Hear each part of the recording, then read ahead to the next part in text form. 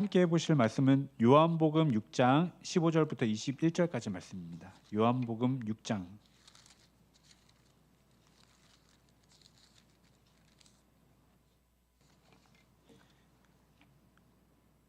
15절부터 21절까지.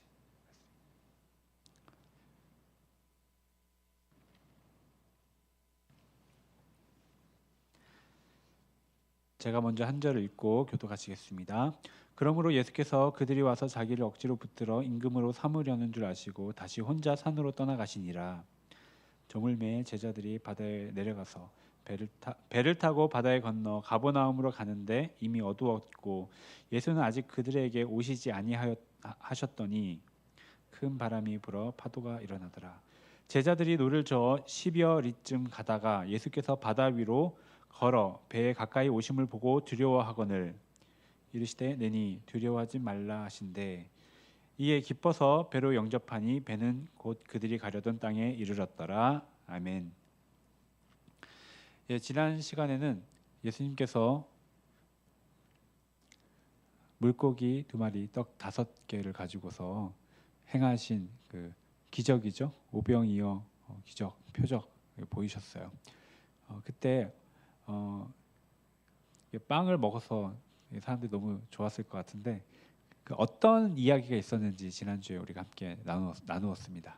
빌립에게 예수님께서 이렇게 시험하셨고 빌립은 계산해서 이렇게 얘기했던 그런 내용들 기억나시죠?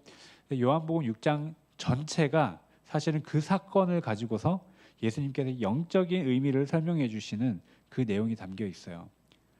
다시 말해서 예수님께서는 어떤 기적을 일으키시고 표적을 일으키시고 그냥 그게 다가 아니고 그걸 통해서 전달하고자 하시는 메시지가 있었어요. 그 메시지가 6장 끝까지 나와 있습니다. 오늘 말씀은 그 직후에 일어났던 일이에요. 그 직후에 예수님께서 물 위를 걸으신 어떤 사건이 일어나는데 이게 참 유명한 사건이거든요. 마태복음에 보면 베드로도 잠깐 물 위를 걸었고 마가복음에도 더 자세하게 나와 있습니다. 그런데 요한복음에는 가장 간단하게 나와 있어요. 이 물 위를 걸으신 사건이. 그래서 오늘 이 사건을 볼 텐데 그 오병이어 그 기적을 일으키시고 표적을 일으키시고 그리고 물리를 일으키시는 기적과 그 사이에 예수님께서 어떤 일이 있었는지 한번 살펴보도록 하겠습니다. 사람들의 반응이 어땠을까요? 사람들은 분명히 예수님께서 기도하시는 거, 떡 5개, 물고기 2마리 가지고서 기도하시는 그 말도 안 되는 입은 5,000명인데 그걸 가지고서 감사기도 하셨다 그랬죠. 감사기도. 그 장면을 사람들은 봤어요. 그런데 제자들이 나눠주니까 먹고 남았단 말이죠. 이 일이 사람들에게 아주 충격적인 사건으로 정말 그게 다가왔기 때문에 사람들은 이분이 정말 참으로 이 세상에 오실 그 선지자다, 메시아다 이렇게 고백을 했어요. 고백을 했는데 그 다음에 이제 거기서 끝나는 것이 아니고 사람들이 예수님을 왕으로 삼으려고 했습니다.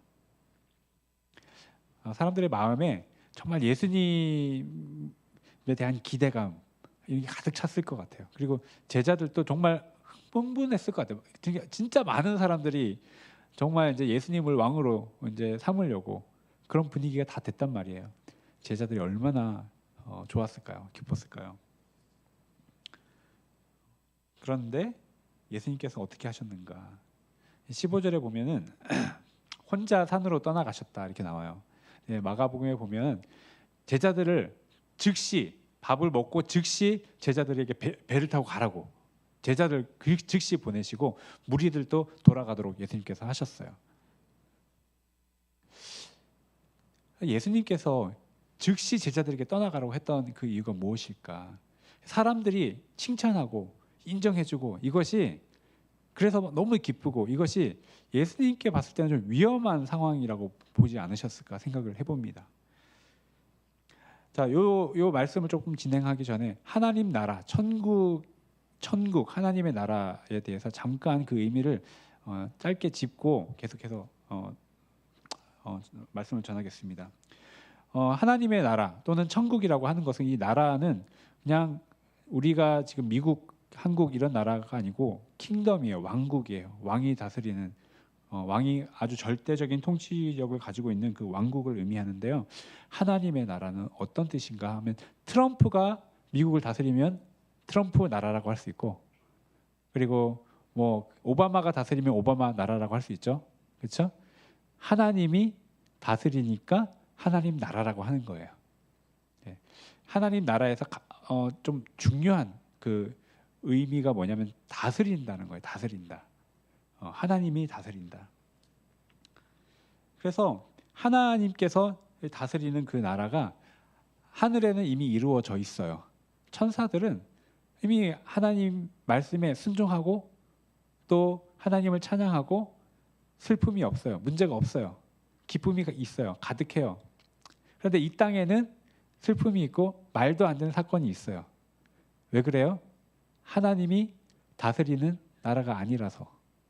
예수님께서 주기도문에 나라가 이 땅에 임하도록 그렇게 이렇게 가르쳐 주셨죠. 하나님 나라가 이 땅에 임하도록. 그 말이 뭐냐면 이 땅에도 하나님이 다스리는 나라가 되도록 기도하라고 우리에게 말씀하셨어요. 그러니까 그 예수님을 믿는 사람은 먼저 내가 하나님이 다스리는 하나님의 백성이 돼야 되는 거고, 그 다음에 이 땅에 하나님 나라가 올 수 있도록, 하나님이 다스리는 나라가 될 수 있도록 기도를 해야 되고, 그걸 가지고서 그런 걸 원해야 되는 거죠. 그리고 마지막에 요한계시록 성경의 마지막에는 이 땅이 하나님 나라가 되는 것이 나와요. 마지막에는 하나님이 다스리는 나라가 돼요. 이 땅이. 그래서 약속했던 그 왕 메시아 예수님께서 오셔서 이제 그 일을 하시는 거죠.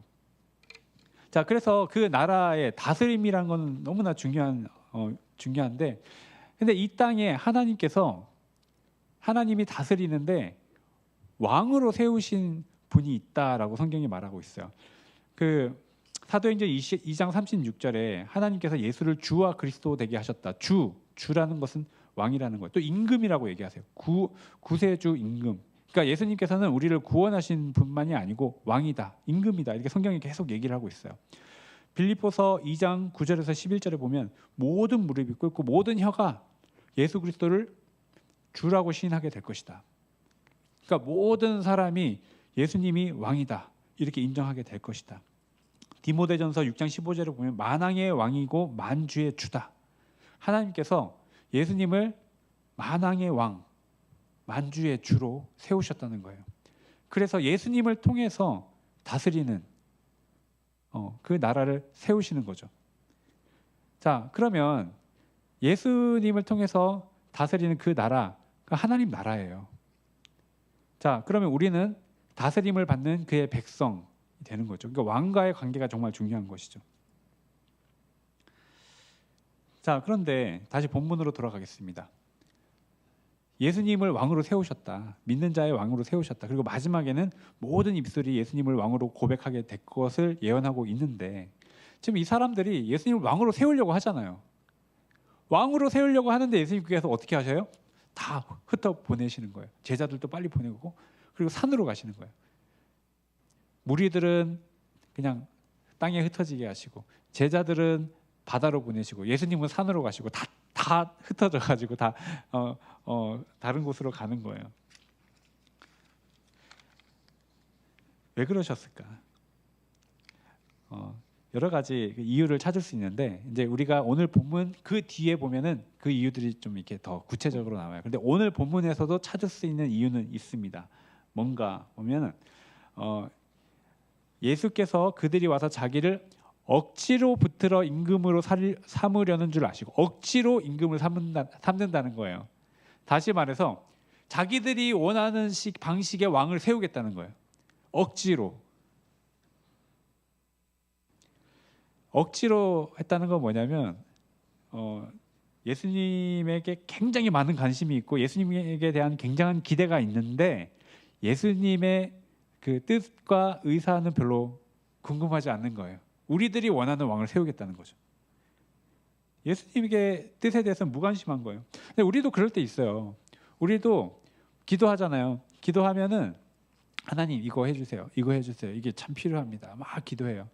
근데 기도가 금방 끝나요. 왜냐하면 내가 필요한 거 다 얘기했으니까.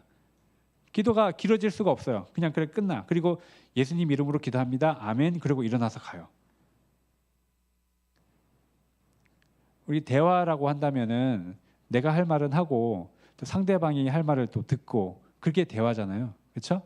그러니까 정말 왕에게 대화를 한다고 했을 때도 우리가 원하는 것을 이렇게 얘기를 하고 우리가 더 많이 들으려고 해야 되지 않겠어요? 그런데 많은 경우에 들을 생각 자체를 하지 않고 기대도 하지 않고 들으려는 마음의 준비조차도 하지 않고 그냥 일방적으로 내가 할 말을 딱 하고 일어나서 떠난단 말이에요.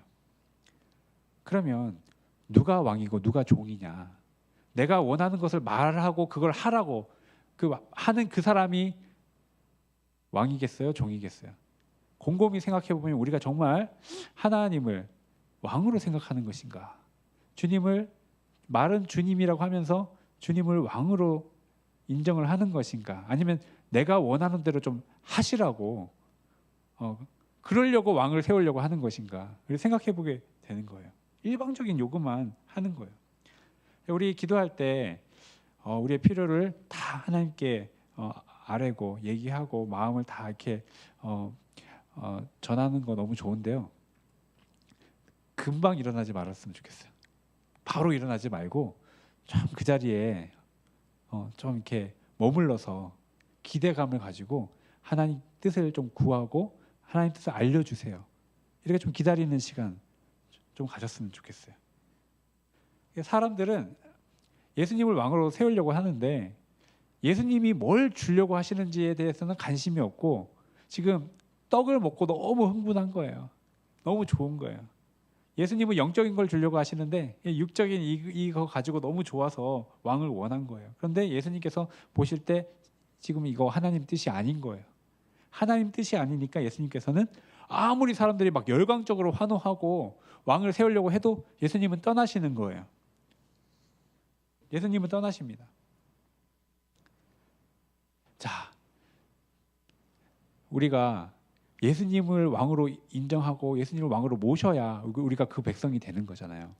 그래야 우리가 천국 백성이 되는 거잖아요. 그렇죠? 근데 예수님이 떠나버리시면 어떡해요? 왕을 안 하시면 어떡해요? 네.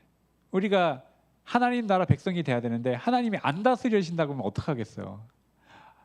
예, 그런데 이 하나님의 백성이 되는 것이 어떻게 되는가? 억지로 되지 않는다. 억지로 되지 않는다. 예수님을 억지로 왕을 해달라고 해도 되는 것이 아니다. 우리 지금 세상에서는 좀 억지로 해도 뭔가 통하는 것이 있어요. 싫은데도 하는 경우가 있잖아요. 예배드리기 싫은데 뭐 억지로 그냥 어떻게 해갖고 와서 앉아 있는 사람들도 있어요. 이 세상에는 좀 억지가 통해요. 예, 그리고 내 마음이 조금 좋지 않아도 좋은 척도 할 수 있어요. 예, 내 마음이 싫어도 그걸 감출 수도 있고 또 뭐 전혀 싫지 않은 척하고 얘기해도 할 수 있어요. 사람들은 잘 모를 수 있죠. 그런데 하나님 앞에서는 그럴 수 없고 또 하나님은 그런 분이 아니에요. 예수님은 억지로 뭘 하지 않으시고요. 억지로 시키시지도 않아요. 하나님의 나라는 하나님의 나라에서 하나님의 다스림은 세상의 왕들이 다스리는 것과는 달라요. 하나님의 다스림은 억압하고 강압하고 힘들게 시키는 그런 식의 그 다스림이 아니에요. 다르다는 거. 억지로 하지 않아요. 예수님을 억지로 왕을 세우려고 해도 예수님 하지 않으세요. 변화는 어떻게 일어나는가? 예수님이 어떻게 우리 왕이 될 수 있는가? 정말 우리는 어떻게 주님의 다스림을 받는 백성이 될 수 있는가? 그거를 우리 가운데 새로운 생명이 들어왔다고 이렇게 표현도 하는데 이거는 자연스럽게 일어나는 거예요. 억지로 되는 게 아니고. 보면은 그 계란을 이렇게 부화를 하잖아요. 이렇게 닭이 품고 있잖아요. 그러면은 병아리가 나와요. 병아리가 며칠 동안 품고 있어야 되는지는 잘 모르겠는데 그런데 병아리가 빨리 나왔으면 좋겠어. 이 계란 안에 병아리가 분명히 있는데 빨리 나왔으면 좋겠어. 생명이 있잖아요. 빨리 나왔으면 좋겠어. 그래가지고 계란을 깨버렸어요. 그러면 병아리가 나오나요? 하면 계란이 깨지나요? 계란이 깨지는 거예요. 나올 때가 되면 자연스럽게 나오는 거예요. 나올 때가 되면은 따뜻하게 품어주면 자연스럽게 나오는 거예요. 하나님의 백성이 되는 거가 하나님 백성이 돼야지 나를 다스리라고 막 그렇게 한다고 되는 게 아니고 믿음 가운데 자연스럽게 주님을 인정하고 가는 가운데 자연스럽게 주님의 백성이 되어 가는 거예요. 이 세상에서는 모든 게 억지스럽고 거칠게 가는 것이 많아요. 싫은데도 가는 거야. 지옥은 싫어도 가야 되지만 천국은 그렇지 않아요. 천국은 억지로 들여보내지도 않고 억지로 가게 되는 곳도 아닙니다. 예수님께서는 억지스럽게 왕을 세우려는 이 사람들 잠깐 떠나셔서 혼자 산으로 올라가셔서 하나님과 시간을 보내십니다. 우리도 교회에서 여러 가지 일을 하고 또 하나님을 섬기고 할 때 처음에 좀 억지스러운 부분이 있을 수 있어요. 내가 힘드니까. 근데 그래도 해야 되니까. 그런데 결국은 억지로 되는 것은 없어요. 하나님께서 마음을 주시고 감동을 주셔서 그렇게 하게 되는 그것이 성숙하는 거거든요. 지금 나는 왜 이렇게 성숙하지 않지? 너무 자책하지 않으셔도 돼요. 왜냐하면 변화는 자연스럽게 일어나는 것입니다. 그리고 우리가 정말 자유로운 마음으로 정말 기쁜 마음으로 하나님을 또 사랑하고 예배하고 경배하고 그런 변화가 우리 가운데 찾아오게 되는 것입니다. 예수님께서는 산에 가서 무엇을 하셨을까요? 마가복음에 보면 산에 가서 기도를 하셨다고 나옵니다. 기도하러 가셨어요. 언제까지 기도하셨나요? 마가복음 6장 48절에 보면은 밤 사경까지 기도하셨다라고 했는데 밤을 내등분했을 때 사경은 저녁 6시부터 시작해서니까 내등분하면은 새벽 3시부터 6시 사이. 그러니까 예수님께서 사람들이 오병이어 그 떡을 먹었죠. 먹고 즉시 보냈어요. 그때 뭐 밥을 먹고 보냈으니까 8시나 9시쯤 됐다고 생각하면 새벽 한 3시 그때까지 기도하신 거예요. 상당히 오래 기도하셨습니다. 만약에 제자들이 그 바다에서 빠져 죽어갈 상황이 아니었다면 더 기도하셨을지도 모르겠어요. 왜 그렇게 오래 기도하셨을까요? 요한복음 5장에 보면 42절에 예수님께서 너희가 하나님 사랑하는 것이 너희 속에 없는 걸 알았다 이렇게 말씀하시거든요. 예수님은 하나님을 사랑하시기 때문에 더 하나님 앞에 머물러 있기를 원하셨던 것 같아요. 그래서 기도를 하는 거예요. 오랫동안 기도를 하시는 것이죠. 그걸 좋아하시는 거예요.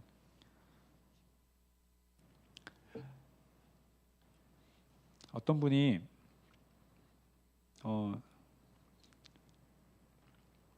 내가 하나님을 왜 믿는 줄 아느냐라고 저에게 물어보셨어요. 그분은 하나님을 잘 믿는 분이에요. 사실 목사님이세요. 하나님을 왜 믿는 줄 아느냐 이렇게 물어보셨는데, 근데 왜요? 그랬더니 믿을 사람이 하나도 없어서 하나님을 믿는다는 거예요. 믿을 사람이 없어서 믿는다. 그걸 왜 저한테 얘기를 하시냐는 거죠. 그분이 사실은 좀 이렇게 배신을 좀 당하셨어요. 정말 사랑하는 사람에게 배신을 당하시고 너무 이렇게 힘들어하셨던 상황 가운데서 이런 얘기를 하셨거든요. 그러면 믿을 사람이 없어서 하나님을 믿으면 그럼 사람들을 대할 때는 어떻게 대할 것인가? 사람들 못 믿을 사람 하면서 사람들에게 가까이 못 가고 그냥 난 하나님이랑만 얘기하고 하나님만 믿고 그냥 살아갈 것인가? 그런데 예수님이 지금 사람들을 뒤로 하고 산에 올라가셨잖아요. 예수님도 그러신 것인가? 가만히 보면 절대 그렇지 않더라고요. 예수님의 삶을 보면은 하나님을 먼저 만나세요. 기도를 하세요. 기도하셔서 그 다음에 뭘 하시냐면 사람들을 찾아가셔서 위로하시고 병도 고치시고 하나님 말씀을 전하시고 그 일을 하시는 거예요. 다시 말해서 예수님은 하나님께로 가세요. 그 다음에 내려오셔서 사람들을 도우세요. 사람들을 위한 일을 하세요. 십자가 지시기 전에도 이 십자가를 질 수 있도록 하나님께 기도로 나가셨어요. 그 다음에 기도 후에는 내려와서 십자가를 지셨어요. 사람들을 사랑하는 일을 하셨어요. 가만히 보니 마치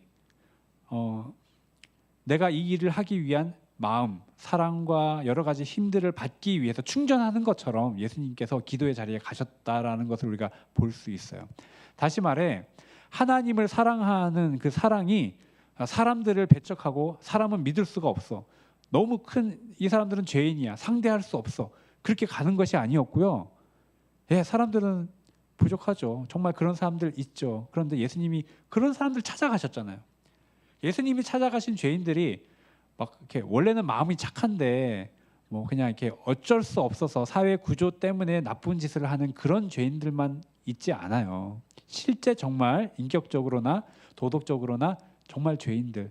예수님이 그런 사람들 찾아가셔서 같이 식사하시고 그 사람들에게 말씀 전하시고 또 고쳐도 주시고 하셨단 말이에요. 그런데 그 힘이 어디에서 왔는가 보니까 하나님과의 만남에서 왔다는 거예요. 어떤 사람이 하나님과 가까운데 죄인들을 보거나 부족한 사람들을 보거나 어떤 어려운 그런 그 가운데 있는 사람들을 보면서 사랑하지 않고 오히려 배척하고 역시 사람들은 상대할 만 못해 이런다면 이 사람이 하나님과 가깝다는 건 착각입니다. 자기 스스로 그냥 가깝다고 생각하는 거예요. 하나님과 가까우면 사람들을 품고 사랑하게 돼요. 부족함을 알아도. 그 대표적인 사람이 모세입니다. 모세가 십계명을 받고 그리고 하나님과 40일간 기도하고 내려왔을 때 이 땅에 있었던 사람들이 바로 우상 숭배했어요. 우상을 만들어 가지고 막 하나님이 하지 말라는 걸 바로 했어. 바로 하나님 계명을 받자 말자. 모세가 너무 화가 나가지고 하나님이 그 적어주신 그 십계명 돌판을 깨트려 버렸어요. 그리고 다시 받으러 가죠. 그때 모세의 마음이 너무 낙담이 되는 거예요. 사람이 이렇게 변하지 않는가. 조금 뭐 불평이 있으면 모세에게 엄청 불평하고 원망하고 비아냥거리고 우리 여기서 다 죽이려고 하나님이 여기 데려왔다. 여기 다시 돌아가고 싶다. 막 이런 얘기를 하니까 그때 모세가 하나님께 요청했던 기도가 있어요. 하나님 영광을 나에게 좀 보여달라고. 하나님 만나고 싶다는 거예요. 하나님께서 그 기도에 응답하셨어요. 모세가 하나님을 만나고 나서 모세가 어떻게 되었는가?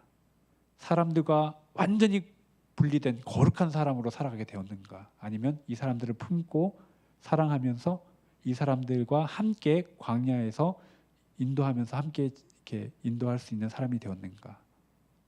하나님을 만나니까 모세는 거룩해졌어요. 거룩하다는 것은 완전히 분리된다는 의미도 있고 또 나눠진다는 뜻도 있는데 거룩한 하나님의 사랑을 갖게 된 것 같아요. 사람들이 뭐라고 하더라도 이 사람들을 품고 기도할 수 있는 그런 역할을 했단 말이에요. 그게 어디에서 왔는가? 모세 자기 자신의 성품이 아니라 하나님과 만났을 때 하나님의 마음을 또 하나님이 어떤 분인지 알았을 때 모세가 변하는 거예요. 힘을 얻게 되는 거예요. 하나님을 만나면 우리가 변합니다. 사실 배신당하거나 누가 나를 무시했다거나 뭐 그렇게 마음이 상하면요, 이게 잘 풀리지 않아요. 내가 뭐 풀려고 한다고 마음을 이렇게 풀려고 해도 잘 풀리지가 않아요. 근데 시간이 오래 지나면 풀리는가? 5년 전에, 10년 전에, 옛날에 그 사람이 그렇게 했다고 계속 기억하는 그 마음이 오래 남는단 말이에요. 그런데 하나님을 만나면 그런 마음을 가졌던 것이 죄송해지는 거죠. 원수를 사랑하라고 하셨던 바로 그분이 원수를 사랑하신 분이에요. 그래서 예수님께서 산에 올라가신 것은 이 사람들이 너무나 육적인 사람이라서 이 사람들과 좀 떨어져 가지고 나는 좀 이렇게 하나님과만 상대하고 싶다. 그런 의미가 아니라고 생각합니다. 그게 아니라 하나님을 만나고 이 사람들을 다시 도우려고 내려오시는 거예요. 하나님과 교제하고 다시 사람들을 도우러 오시는 그 예수님.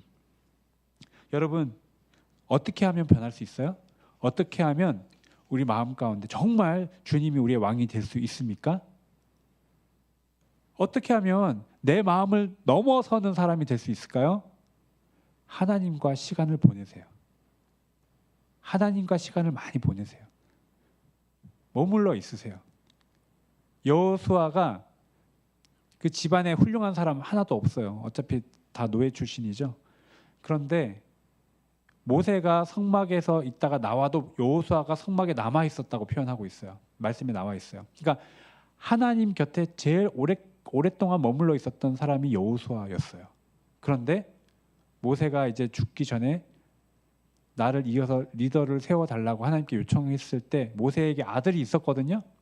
그런데 모세의 아들을 리더로 세우지 않고 하나님께서 하나님 곁에 머물러 있었던 여호수아를 세워서 가나안 땅 인도하도록 하셨어요. 왜요? 하나님께 머물러 있었던 그 시간만큼 그 사람은 변한 거예요. 그 사람은 하나님과 마음이 가까운 사람이 되는 것이기 때문에 그래요. 사무엘을 유명한 그 선지자, 위대한 선지자, 다윗 왕을 세운 선지자라고 했는데 사무엘의 특별한 점은 성전에서 잠을 잤어요. 제사장 아들들은 다 편한 데 가서 잤는데 사무엘은 성전에서 잤어요. 거기에 자면서 하나님의 음성을 듣죠. 하나님 곁에 오래 머물러 계세요. 그러면 우리가 변하는 겁니다. 이제 우리 화면을 좀 바꿔서 그 바다에 배 타고 가던 제자들로 이제 한번 화면을 바꿔볼게요. 제자들이 이제 한 6시간, 7시간 정도 이제 배 타고 갔는데 얼마나 갔나? 성경에 보니까 십리를 갔다고 합니다. 우리 십리면 얼마인지 잘 와닿지 않잖아요, 성경에. 그렇죠? 그 제가 찾아봤어요. 십리가 어느 정도인가 했더니 여기서부터 H마트까지 3.1마일 정도를 보니까 1시간이면 갈 수 있는 거리를 밤새도록 그냥 씨름하고 있는 거예요. 예, 안 되는 거예요. 바다에서 오랫동안 노젓고 살았던 그 사람들도 지금 너무 바람이 심하게 파도가 심하게 부니까 정말 아무 반응이 아니 진전이 없는 거예요. 다른 말씀에 보면은 죽을 것 같이 이렇게 너무 심하게 풍랑이 일었다는 것을 보게 됩니다. 주님께서는 산에서 기도하시면서 제자들의 상황을 다 보고 계셨던 것 같아요. 그래서 가장 적절할 때 주님께서는 자기들의 정말 그 힘의 한계를 딱 이렇게 체험했을 그때 예수님께서 찾아가셔서 자기를 드러내셨어요. 오늘 이 장면을 우리 삶의 축소판이라고 생각하시고 보시면 딱 좋을 것 같아요. 제자들이 바다에서 막 노를 저어요. 노 잘 젓는 사람들이에요. 어부들이에요. 그런데 못 나가는 거야. 그리고 어떻게 될지 모르겠는 거야. 이대로 죽을 것 같은 그런 상황에 제자들이 있었어요. 저는 예수님이 찾아갔으니까 제자들이 좀 기도를 했겠지 생각도 했는데 전혀 기도했다는 내용이 안 나와요. 그저 그냥 살려고 무서워서 살려고 노를 젓는 거예요. 효과도 없는 노를 젓고 있었어요. 정신이 없었어요. 그때 들려왔던 음성이 있습니다. 무슨 음성이 들려왔을까요? 예수님께서 그들에게 무슨 말씀을 하셨을까요? 20절입니다. 이르시되 내니 두려워하지 말라 하셨어요. 내니 두려워하지 말라. 예수님께서 다양한 얘기를 하실 수 있잖아요.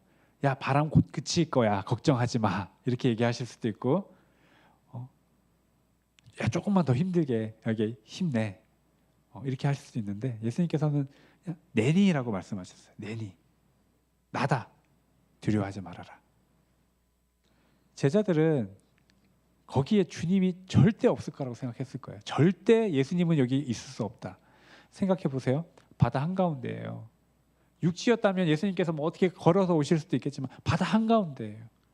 그리고 파도와 바람이 너무 심하게 불고 있었던 그때예요. 그리고 거기다가 낮이 아니에요. 컴컴한 밤이에요. 아니 예수님이 오실 수 없는 상황 아닌가요? 어떻게 예수님이 오셔서 예수님의 음성이 어떻게 들려질 수 있겠어요? 생각을 못했을 거라고 생각합니다. 예수님이 계셨으면 좋았을 텐데 생각할 수는 있겠지만 그런데 예수님께서 오셔서 내가 문제부터 해결해 줄게 얘기하신 게 아니고 내가 여기 있다. 나다 이렇게 얘기를 하셨어요. 내가 있다는 거예요. 그거를 우리가 임재라고 말합니다. 임재, 함께 하고 계시다. 임재하신다. 함께 하고 계시다. 문제를 해결해 주겠다가 아니고 예수님이 함께 하신다. 이 말씀을 하셨다는 거예요. 그런데 그거를 깨닫는 순간, 그걸 인식하는 순간 그것이 충분한 답이 되기 때문에 그 말씀을 하신 거예요. 예수님이 지금 알고 계시고 함께 하시다는 거, 내다, 나다, 그것이 충분한 답이 되기 때문에 예수님께서 그 말씀을 하셨다는 겁니다. 여기서 네니라는 말이 헬라어로 에고 에임이에요. 에고는 나, 에이미는 있다, 이런 뜻이에요. 있다, 이다, 이런 뜻이에요. 요한복음 전체에서 에고 에임이라는 그 말은 아주 특별하게 우리가 봅니다. 예수님께서 자신이 어떤 하나님이신지 드러낼 때 사용하는 말이에요. 출애굽기 3장에서 하나님이 모세에게 이름을 알려주실 때 나는 스스로 있는 자다, 이것이 헬라어로 에고 에임이에요. 나는 있다, 해석하기 참 어려워요. 나는 있다, 이게 뭐냐? 내가 있다는 것이 답이 된다는 거예요. 내가 있다. 우리가 누구나 죽음의 문턱도 우리가 갈 수 있잖아요. 죽음을 통과해야 되잖아요. 누구나. 그렇죠? 그때 우리에게 너 죽지 않는다, 그런 얘기보다 예수님께서 그때도 하실 말씀이 뭐냐면 내가 있다. 내니 두려워하지 말아라. 내가 있다. 내가 함께 있다. 너의 상황을 아는 내가 여기 같이 있다. 내가 너를 버리지 않고 내가 여기 있다. 두려워하지 말아라. 예수님 계신 것이 충분한 위로가 되고 답이 됩니다. 그리고 예수님이 계시니까 이제 계시니까 이제 보여주시는 거예요. 어떻게 하시는지. 염려하지 말아라. 문제 가운데 계시는 주님이 계시니까, 그걸 인식하니까, 그분을 영접하니까 어떤 일이 일어났습니까? 21절입니다. 21절에 보니까 이에 기뻐서 배로 영접하니 배는 곧 그들이 가려던 땅에 이르렀더라. 영접했어요. 받아들였어요. 그랬더니 가려고 했던 땅에 이르렀다. 다시 그냥 가버나움에 이르렀다, 저 땅에 이르렀다가 아니고 정말 내가 가고 싶었던 땅에 이르렀다, 이렇게 표현하고 있어요. 이거는 시편 107편 30편에서 가져온 표현입니다. 시편 107편 30편에 그들이 평온함으로 말미암아 기뻐하던 중에 여호와께서 그들이 바라는 항구로 인도하시는도다, 이렇게 표현하고 있어요. 이걸 줄여서 표현한 거예요. 이 말은 뭐냐면 많은 사람이 자기가 정말 바라는 게 뭔지 몰라요.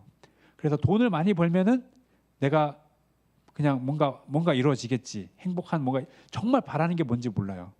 그런데 예수님께서 함께 하실 때는 정말 바라는 곳으로 가게 된다는 거예요.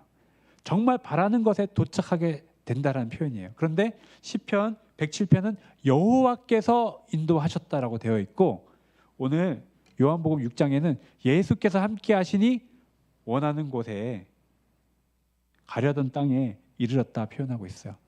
예수님께서 하나님이신 거예요. 예수님께서 하나님이신 것입니다. 예수님이 어떤 분이시고 우리 삶에서 어떤 일을 하고 계신지 알려주고 계신 것입니다. 어떤 역할을 하고 계신지. 기뻐서 영접했어요. 영접은 인정하고 받아들이는 것입니다. 여러분, 지금 삶에 절대로 예수님은 계시지 않아. 절대 예수님을 이 곳 가운데 함께 하실 수가 없어. 그렇게 제자들이 믿었던 그런 풍랑 가운데 있는 그런 상황에 있더라도 우리에게 예수님께서 말씀하시는 겁니다. 내니, 내가 있다. 여러분 영접하십니까? 여러분 인정하십니까? 여러분 삶에 예수님이 계시다는 거, 마음 가운데 그거를 받아들이십니까? 그걸 받아들이는 사람과 인식하지 않고 그냥 살아가는 사람은 너무나 다른 거예요. 주님이 나를 알고 계시고 나와 함께 하신다. 주님은 그걸 받아들이기를 원하세요. 그래서 오늘 이 말씀을 주시는 것입니다. 내니 두려워하지 말아라. 내 삶 가운데 막막한 미래, 내 삶 가운데 풀려지지 않는 문제들, 만족하지 않는 많은 문제들, 또는 이렇게 풍랑치는 것 같은 지금 뭐 어떻게 해야 될지 모르겠는 그런 상황 가운데서도 주님께서 가장 충분한 답은 내가 있다. 두려워하지 말아라. 여러분 삶에 주님을 모셔드리고 초청하시고 영접하시기를 원합니다. 인정하고 살아가시기를 원합니다. 그럴 때 여러분이 생각했던 곳이 아닐 수 있어요. 하지만 여러분이 정말 원했던 곳에 도착하게 될 것입니다. 여러분이 정말 원했던 그 땅에 도착하게 되는 것입니다. 내 인생에 주님을 기쁨으로 영접하시는 성도님 되시기를 축복합니다. 우리 같이 기도하시겠습니다.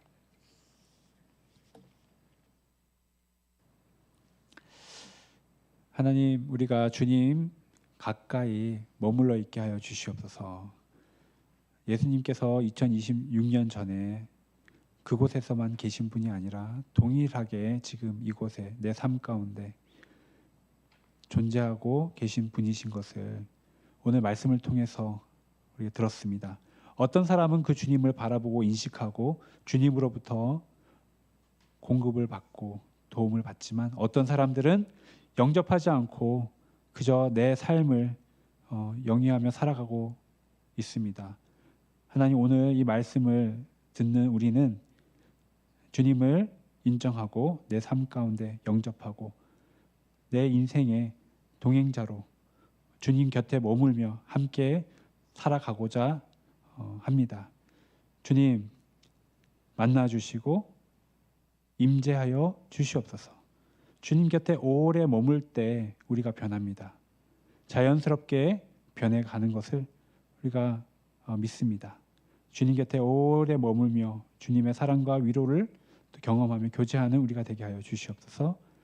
주님께서 우리의 왕이 되어 주시기를 원합니다. 주님의 뜻을 구하고 주님의 뜻을 묻고 따라가는 주님의 백성 되게 하여 주시옵소서. 예수님 이름으로 기도드립니다. 아멘.